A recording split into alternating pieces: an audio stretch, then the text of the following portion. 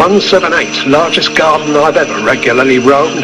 At 6 or 7, quite taken with the natural world, dwelling amongst the long ago Yuletide bright flowers. Smaller and less lurid than the more obvious roses and tall flowers. Most contributing small square-like patches. Perhaps to make an idyll of home and cultivated foliage. The television showed shadows in black and white images. The viewing area small, doubtless I failed to escape such impacts on the colourless pictures I later made. I also observed the inner garden using a miniature spyglass stroke microscope. Purchased from a child's toy catalogue, which also sold brown chrysises that evolved into huge bright butterflies, which had been eggs in far distant lands. There was a deep pond which we drained due to concern over my younger brother's safety. The frogs and toads, to which this was their habitat, returned a year later in much greater number in order to make their kind even more prolific.